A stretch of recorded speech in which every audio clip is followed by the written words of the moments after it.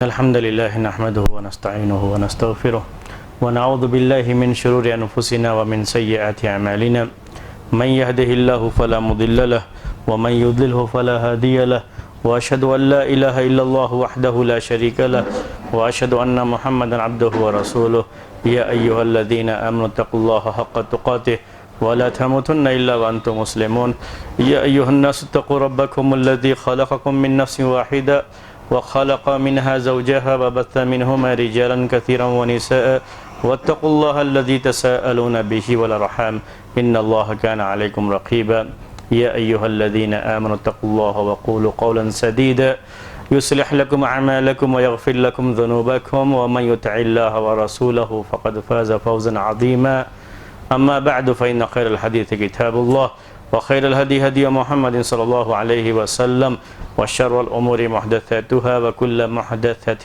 بدعة وكل بدعة ضلالة وكل ضلالة في النار۔ محترم بھائیو، ہماری بات جمعے کے تعلق سے چل رہی تھی اور اللہ کا فضل و کرم ہے کہ ہم نے جمعے کے جو مباحث تھے وہ پورے کوشش کی تھی کہ وہ مکمل ہو جائیں پچھلے ہفتے، اور الحمدللہ ہم اس میں کامیاب ہو گئے تھے۔ اب ہمارے سامنے جو مسائل ہیں ہم شروع کر رہے ہیں۔ آج جو مسئلہ شروع کر رہے ہیں وہ عیدین کا مسئلہ ہے۔ صلاۃ عیدین کے تعلق سے بات شروع ہوگی۔ عیدین کے بارے میں آپ جانتے ہیں کہ عیدین یہ لفظ عید جو عربی زبان کا ہے اسی کا یہ تثنیہ کہلاتا ہے، کہا جاتا ہے باب صلاۃ العیدین۔ تو عیدین جب کہتے ہیں تو وہ تثنیہ ہے، عید اس کا مفرد ہوتا ہے، سنگولر ہوتا ہے۔ تو عید اس کا تثنیہ عیدین اور اس کی جمع اعیاد آتی ہے عربی زبان میں، یعنی بہت ساری عیدیں۔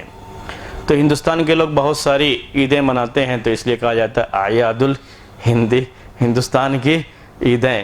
تو بہت ساری عیدیں ہوتی ہیں، اب جلد ہی اور 2-3 عیدیں اور جو ہے آنے والی ہیں آئندہ اس ہفتے میں، تو بہت ساری عیدیں مناتے ہیں، اس لیے چھٹیاں بھی بہت زیادہ ہو جاتی ہیں۔ یہاں تک کہ سرکار کے لیے بھی مشکل ہو جاتی ہے کبھی کہ کس کو باقاعدی طور پہ رسمی طور پہ اس کو چھٹی مان لیں اور کس کو نہ مانیں، اس لیے سب کو مان کر کے اپنی اپنی سہولت کے لحاظ سے چھٹی لینے کا حکم دے دیا کہ جب جو چاہیں اپنی سہولت کے لحاظ سے چھٹی لے لیں ورنہ جو ہے ڈیوٹی کریں۔ تو میں یہ کہہ رہا تھا آپ سے کہ عید یہ ہندوستان کے ہمارے اپنے ماحول میں اتنا زیادہ یہ لفظ استعمال ہو گیا ہے کہ عیدیں بہت زیادہ ہو گئی ہیں ہماری۔ اسلامی لحاظ سے چونکہ 2 ہی عیدیں ہیں اسی لیے کہا جاتا ہے باب و صلاۃ العیدین، عیدین کی نماز کا بیان۔ جب بھی احادیث میں یہ بات آتی ہے یا فقہی کتابوں میں آتی ہے تو اسی انداز سے یہ بیان آتا ہے۔ عید کی اصل معنی کیا ہیں؟ یہ پہلے سے یہ لفظ استعمال ہوتا رہا، اس کے اصل معنی کیا ہیں، کس سے یہ لفظ لیا گیا ہے؟ تو ایک لفظ عربی میں آتا ہے عاد یعود، اس کے معنی لوٹنے کے ہوتے ہیں، آپ لوگ جانتے ہیں اس کو، عاد یعود لوٹنے کے معنی میں۔ لیکن اس کا جو مصدر آتا ہے وہ عود آتا ہے۔ پھر وہ عید کیسے بنا، وہ ایک صرف کی بحث ہوتی ہے اس سلسلے میں۔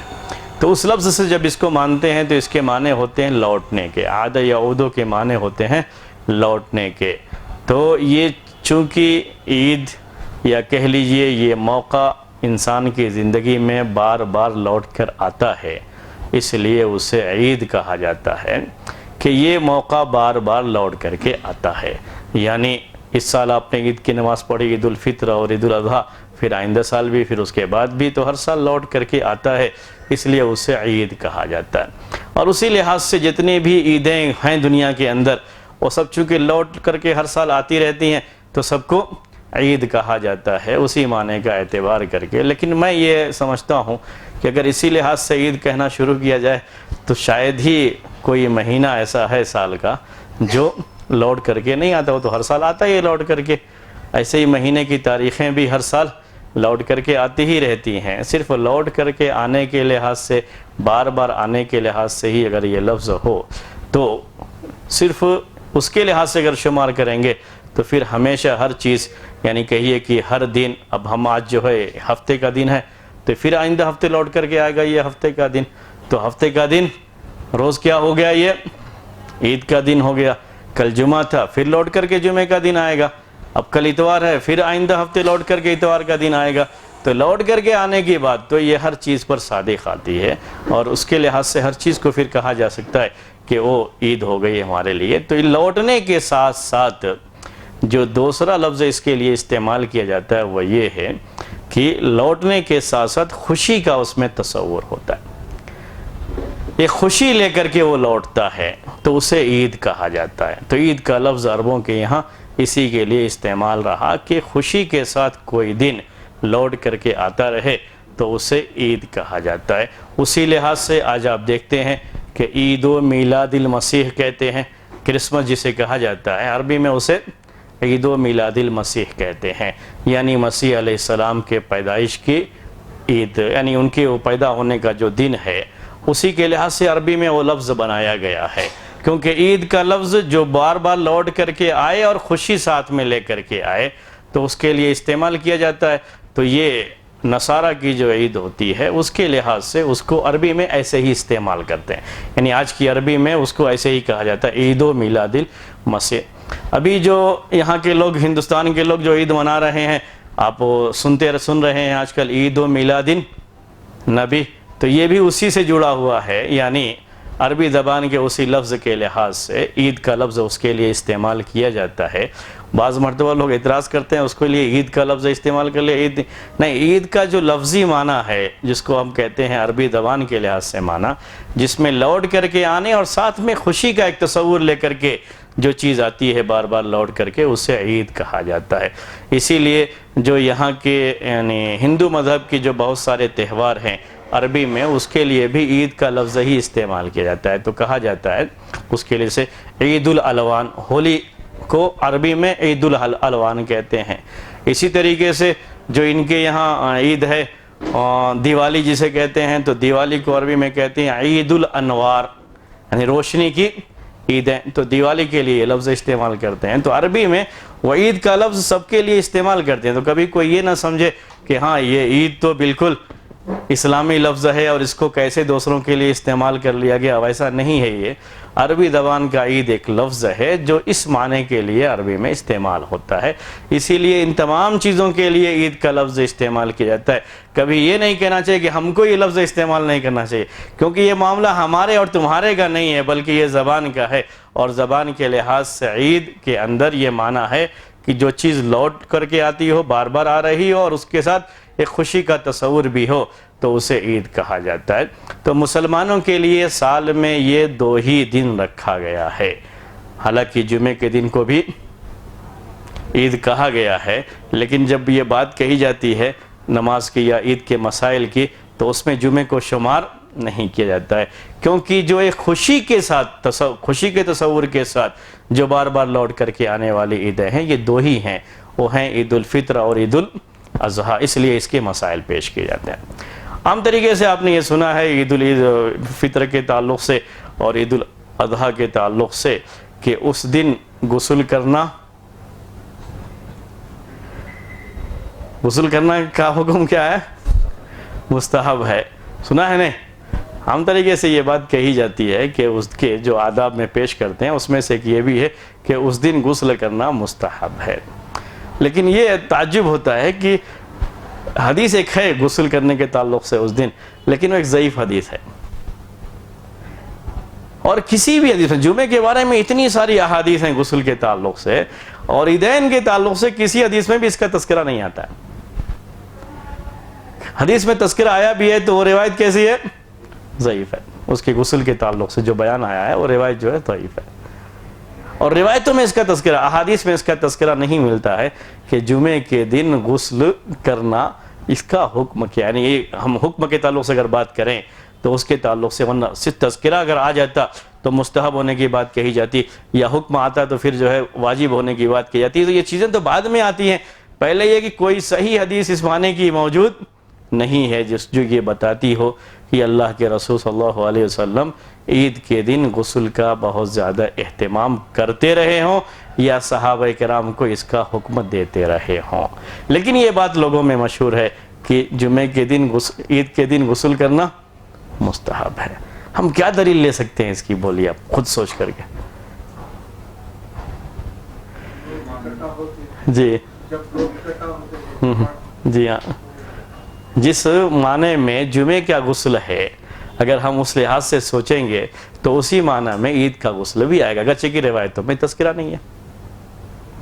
بعض صحابہ کرام سے اس طرح کی باتیں ہیں کہ اللہ کے رسول صلی اللہ علیہ وسلم کے لیے وہ چاہتے تھے کہ آپ کچھ خاص جو ہے لباس لے کر کے، کپڑا لے کر کے جمعے اور عید کے لیے اسے استعمال کریں، یعنی گویا کہ جس طریقے سے جمعے کا ایک دن ہے، اجتماع کا دن، اور لوگ اس میں اکٹھا ہوتے ہیں اور اس میں لباس وغیرہ کا اہتمام ہو، اور عید کے لیے بھی لباس کا اہتمام ہو، تو جس طریقے سے غسل کا اہتمام جمعے کے دن ہے، وہ اہتمام عید کے دن کے لیے بھی ہونا چاہیے۔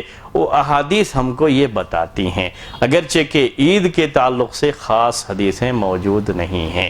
بعض مرتبہ لوگ اسی انداز کا سوال کر دیتے ہیں، کیا اسی مسئلے کے تعلق سے حدیث ہے کیا؟ تو صحیح بات یہ ہے کہ عید کے تعلق سے، غسل کے تعلق سے بعض روایتوں میں جو تذکرہ ہے، میں نے آپ سے کہا کہ وہ روایتیں اگر سند کے لحاظ سے دیکھا جائے تو وہ روایتیں صحیح نہیں ہیں، اور صحیح روایات میں اس کا کوئی تذکرہ نہیں ملتا ہے کہ عید کے دن اللہ کے رسول صلی اللہ علیہ وسلم نے خود غسل کا اہتمام کیا ہو یا صحابہ کو اس کے بارے میں حکم دیا ہو۔ لیکن جو جمعے کے مسائل میں بات آتی ہے وہ چیز اس میں بھی آئے گی، صحیح بات یہ ہے کہ اس میں بھی آئے گی، اور یہ جمعے کے مقابلے میں اور بڑا اجتماع ہوتا ہے، اور جمعے کے ساتھ ساتھ یعنی جمعے کے مسائل کے علاوہ اس میں یہ بھی ہے کہ ایک طرح سے یہ خوشی کا بھی ایک موقع ہوتا ہے۔ خوشی کے موقع کے اور خوشی کے اظہار کے طور پر یہ چیز ہے کہ اس میں جمعے کے مقابلے میں اہتمام زیادہ ہونا چاہیے۔ اس کے علاوہ ایک چیز اور بھی جڑی ہوئی ہے کہ یہ سال میں 2 ہی موقع ہوتا ہے، اور جمعے کا موقع بار بار ہوتا ہے، تو جو موقع جتنا کم ہوتا ہے اس کا اہتمام بھی اتنا ہی زیادہ ہونا چاہیے۔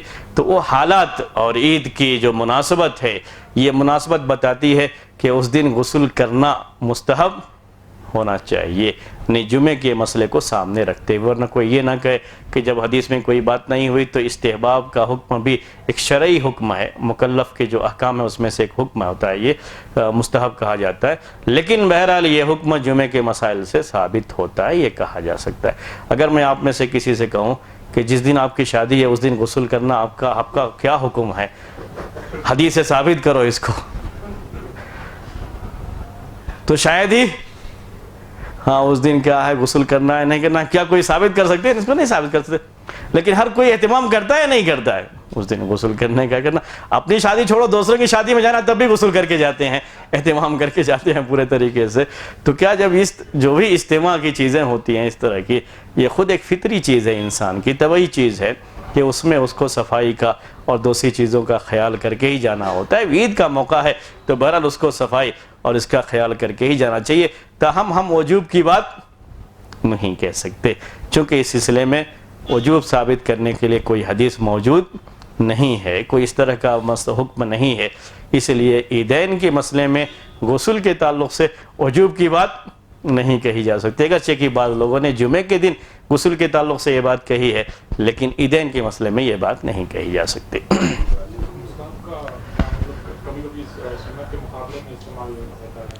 دیکھیے یہ مستحب کا کیا ہے، میں آپ کو احکام تکلیفیہ کہتے ہیں اصول فقہ میں، یہ جو اللہ تبارک و تعالیٰ نے ہم کو حکم دیا ہے، یعنی جو بھی احکام ہوتے ہیں شریعت کے جو اللہ تعالیٰ کی طرف سے نازل کیے گئے ہیں، کہا جاتا ہے کہ وہ 5 اس کی قسمیں ہوتی ہیں۔ ایک واجب، اسی کو فرض بھی کہا جاتا ہے، جس کا کرنا ضروری ہے، اس کا مطلب یہ ہوتا ہے کہ اگر آپ نے کیا تو اجر ملے گا، نہیں کیا تو آپ کو عذاب ہوگا، یعنی گناہگار ہوگا آدمی اور عذاب ہو سکتا ہے۔ یہ واجب اور فرض ہوتا ہے، دونوں مطلب ایک ہی چیز ہے۔ اور دوسرا یہ اسی کو مستحب کہتے ہیں، جس میں معاملہ ہوتا ہے اگر آپ نے کیا ہے تو آپ کو اجر ملے گا، اگر نہیں کیا ہے تو آپ کو کوئی گناہ نہیں ہوگا، اس میں نہ کرنے کی صورت میں گناہ نہیں ہوتا ہے، بس یہ فرق ہے۔ تیسرا مباح کا ہوتا ہے، یعنی آپ کریں تو بھی صحیح، نہ کریں تو بھی صحیح، کرنے پر ثواب نہیں، چھوڑنے پر عذاب نہیں، اس کو مباح کہا جاتا ہے۔ البتہ یہ جو تیسری قسم ہے، اس کے بارے میں بعض لوگوں کی یہ رائے ہے کہ شاید شریعت میں اس کی کوئی نہیں ہوتی ہے، اس لحاظ سے کہ ہر مباح کام، جب مباح تو ہوتا ہے، ہر مباح یعنی تعریف کے لحاظ سے میں بات کہہ رہا ہوں آپ کو کہ جس میں کرنے سے کوئی ثواب نہیں اور نہ کرنے سے عذاب نہیں، تو اس طرح کی گنجائش نہیں ہوتی ہے، کیونکہ جو مباح کام ہیں اگر کوئی مومن اسے اس کی نیت کی وجہ سے اس میں بھی اسے ثواب ملتا ہے، اجر ملتا ہے۔ اچھا کپڑا پہن کر کے آپ جائیں عید کے دن اگرچہ کہ اس کے تعلق سے یہ ہے کہ وہ مباح ہے۔ ایک مثال کہہ رہا ہوں میں آپ کو، آپ جو ہے کہیں جاتے ہیں شادی میں، اس میں اچھے سے اچھا کپڑا پہن کر کے آپ گئے، صفائی کا خیال کر کے گئے اس نیت کے ساتھ کہ اسلام اس چیز کو پسند کرتا ہے، تو نیت کہیں نہ کہیں آتی ہے۔ تو کہتے ہیں ایسے امور بھی جو مباح کا درجہ رکھتے ہیں، نیت کی وجہ سے اجر کا سبب بن جاتے ہیں، لیکن حکم کے لحاظ سے اس کا حکم کیا ہے؟ اسے مباح کہا جاتا ہے۔ تو کبھی مباح کام نیت کی وجہ سے اجر کا سبب بن جاتے ہیں، اس میں بھی یہ چیز آ جاتی ہے، تو یہ بھی ذہن میں رہے آپ کے۔ تو مباح یہ کہا جاتا ہے۔ اس کے بعد مکروہ کہتے ہیں۔ مکروہ کا مطلب یہ ہوتا ہے کہ اگر آپ نہ کریں تو بہتر ہے، کریں گے تو عذاب نہیں ہوگا، اسے مکروہ کہا جاتا ہے۔ اور آخری یہ ہے حرام، جس کو چھوڑنا ضروری ہے، اگر کریں گے تو عذاب ہوگا، چھوڑیں گے تو اجر ملے گا، ایسا نہیں ہے۔ کریں گے تو عذاب ہوگا، حرام جس کے کرنے پر عذاب ہوتا ہے، لیکن اس کے چھوڑنے پر آپ کو اجر ملے گا یا نہیں ملے گا، وہ آپ کی نیت پر ڈیپینڈ کرتا ہے۔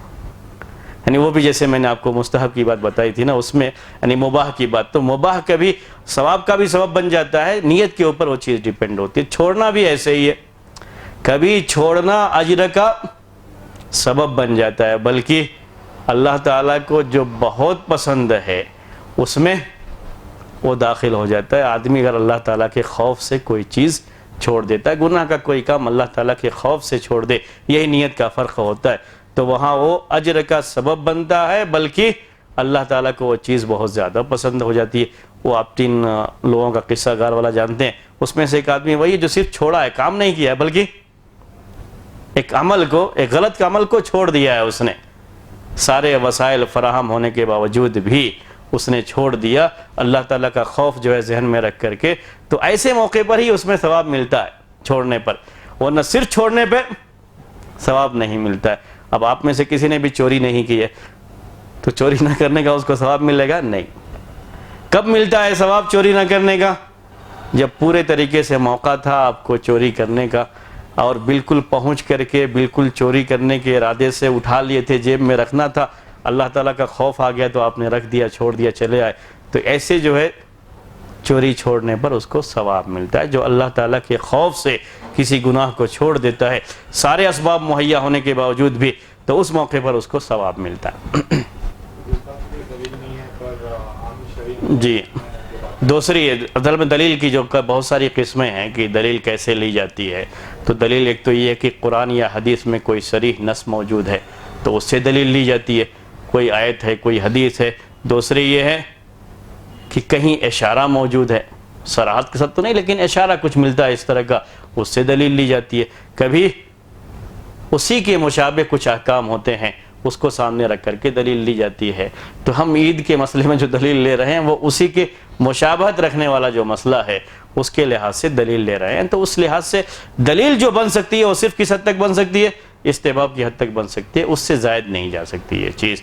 تو جمعہ عیدین کے تعلق سے اہتمام کرنے کی جہاں تک بات ہے اور غسل کرنے کی بات ہے، اہتمام کرنا چاہیے، غسل کا بھی اہتمام ہونا چاہیے، لیکن یہ حکم بہرحال استحباب سے آگے نہیں جائے گا۔ اچھے سے اچھا کپڑا پہننے کی یا استعمال کرنے کی جو بات کہی گئی ہے وہ بھی اپنی جگہ پر ہے۔ اللہ کے رسول صلی اللہ علیہ وسلم کے تعلق سے عمر رضی اللہ تعالیٰ عنہ نے جس خواہش کا اظہار کیا تھا، اس خواہش کے اظہار میں اللہ کے رسول صلی اللہ علیہ وسلم نے ان کو کچھ بھی کہا نہیں۔ یعنی ایک کپڑا جو بک رہا تھا، اچھے قسم کا کپڑا تھا، تو کہا عمر بن خطاب رضی اللہ تعالیٰ عنہ نے، کاش آپ یہ خرید لیتے اور جمعے کے لیے اور عیدین کے لیے اسے استعمال کر دے۔ تو اس موقع پر اللہ کے رسول صلی اللہ علیہ وسلم نے کچھ اس طرح کی تنبیہ نہیں فرمائی کہ کیا تم جمعے اور عیدین کے لیے ایسا خاص کر رہے ہو۔ تو جمعے اور عیدین کے لیے خاص قسم کا کپڑا یا اچھے سے اچھا کپڑا استعمال کرنا اس حدیث سے ثابت ہو جاتا ہے۔ تو جو بھی آدمی کو میسر ہے اس میں اچھے سے اچھا استعمال کرے، جمعے عیدین کے لیے اور عید کی نماز کے لیے اسے استعمال کرے، یہ اس کے حق میں بہتر ہے۔ عید کی نماز کا حکم کیا؟ یہ سب چیزیں تو ایسے ہی تھیں، اصل ہمارا جو مسئلہ فقہی مسئلہ ہوتا ہے وہ یہاں آتا ہے کہ عید کی نماز کا حکم کیا ہے۔ عید کی نماز پڑھنا سنت ہے یا واجب ہے، فرض ہے، یا فرض میں پھر دو قسمیں ہوتی ہیں، فرض عین ہے یا فرض کفایہ ہے. یعنی فرض کے اندر پھر واجب اور فرض کی جو بات کر رہا تھا اس میں بھی پھر کئی قسمیں ہوتی ہیں اصولین کے یہاں. تو اس کے لحاظ سے یہ فرض عین ہے یا فرض کفایہ ہے، یہ اصل ہمارا مسئلہ ہے. پہلا مسئلہ آج کا ہمارا یہی ہے. تو بتائیے عیدین کے تعلق سے عید کی صلاۃ کا حکم، عید کی نماز، کیونکہ اصل وہی ہے، ورنہ بعض مرتبہ لوگ اس کا اہتمام کم کرتے ہیں، دوسری چیزوں کا اہتمام زیادہ کر دیتے ہیں، جبکہ اصل وہی ہے. عید کی نماز کا حکم کیا ہے؟ ہاں اختلاف تو ہونا، بہرحال یہ اختلاف تو ہونا، یہ فطری بات ہے اس میں، اور ہونا ہی چاہیے. اس میں اختلاف نہیں کریں گے تو پھر کس میں کریں گے؟ جس کے بارے میں حدیثوں میں کوئی واضح لفظ موجود نہیں ہے، جن مسائل میں، جن نمازوں میں تو بہت زیادہ روایات اور احادیث ہیں، اس میں اختلاف ہے، تو اس میں تو بہرحال اختلاف ہونا چاہیے. اور بھی سال میں 2 ہی مرتبہ کا مسئلہ بھی ہے، اور اس میں بھی کوئی بہت واضح لفظوں میں کوئی حکم نہیں آیا ہے اس کے تعلق سے، تو بہرحال اختلاف تو ہونا چاہیے. ایک فطری بات ہے یہ، فقہا کے درمیان اختلاف ہونا چاہیے. جی کیا کیا ہو سکتا ہے؟ کتنے قول ہو سکتے ہیں؟ ہاں 3، جو میں نے ابھی تفصیل بیان کی تھی آپ کو، اس کے لحاظ سے اگر آپ دیکھیں گے تو کتنے قول ہو سکتے ہیں؟ 3 قول ہو سکتے ہیں. ایک تو یہ ہے کہ سنت، دوسرے یہ کہ فرض عین، اور تیسرے فرض کفایہ. یعنی فرض کفایہ ہے، فرض عین ہے یا سنت مؤکدہ ہے. یہ 3 قول فقہائے کرام کے موجود ہیں اس سلسلے میں. اگر ہم یہ لیتے ہیں کہ فرض عین اور فرض کفایہ کا مطلب تو آپ سمجھتے ہیں، پہلے بھی یہ چیزیں آ چکی ہیں. فرض عین کا مطلب ہر ایک پر فرض ہے، اور فرض کفایہ کا مطلب یہ کہ مسلمانوں کی جماعت پر فرض ہے، اگر جماعت جا کر کے پڑھ لیتی ہے اور اس میں کچھ لوگ نہیں پڑھتے ہیں تو گناہگار نہیں ہوں گے. کچھ لوگ نہیں گئے عید کی نماز کے لیے تو گناہگار نہیں ہوں گے. یہ فرض کفایہ کا مطلب ہے. لیکن اگر پوری بستی میں ہی نماز نہیں پڑھی جا رہی ہے تو اس وقت وہ سب کی سب بستی والے گناہگار ہوں گے. تو یہ 3 قول ہیں. پہلا قول اس سلسلے میں سنت مؤکدہ کا، یہ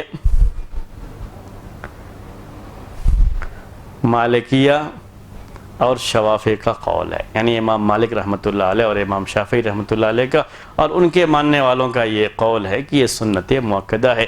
اور بہت مشہور، اتنا مشہور ہے کہ کہا جاتا ہے کہ جمہور کا، کبھی ہم لوگ لفظ استعمال کرتے ہیں تو کیا کہتے ہیں؟ جمہور کا، جمہور اہل علم کا یہی ہے کہ وہ سنت مؤکدہ ہے. یعنی زیادہ تر لوگ اسی کی طرف گئے ہیں کہ عیدین کی نماز کا حکم یہ ہے کہ یہ سنت مؤکدہ ہے، یعنی ایسی نماز جس کی بڑی تاکید ہے لیکن سنت ہے، واجب اور فرض کے درجے کو نہیں پہنچتی ہے. دوسرا قول اس سلسلے میں کہ فرض کفایہ ہے. یہ قول فقہ حنبلی کی ایک روایت ہے. چونکہ امام احمد بن حنبل سے کئی روایتیں آ جاتی ہیں اور فقہ حنبلی میں بھی خود کئی قول ہو جاتے ہیں کبھی کبھی ان کے یہاں، تو اس لحاظ سے فقہ حنبلی کی ایک روایت، ورنہ ایک روایت ان کی شوافی اور مالکیہ کے ساتھ بھی ہے. تو فقہ حنبلی کی ایک روایت یہ ہے کہ یہ فرض کفایہ ہے، یعنی ہر بستی میں عیدین کی نماز پڑھنے کا اہتمام ہونا چاہیے اور لوگوں کو جا کر کے میدان میں یہ نماز پڑھنی چاہیے. یہ فرض کفایہ ہے. اگر زید بکر عمر میں سے کسی سے چھوٹ جائے تو اس کو عذاب نہیں ہوگا، لیکن اگر پوری بستی کے لوگ ہی زید بکر عمر ہو جائیں گے تو پھر پوری بستی کو عذاب ہو سکتا ہے. ایسا ہو سکتا ہے، ورنہ عذاب نہیں ہوگا کسی کو اگر بستی والے نماز پڑھنے کا اہتمام کریں گے. یہ فرض کفایہ کا مطلب ہے. چوتھا قول اس سے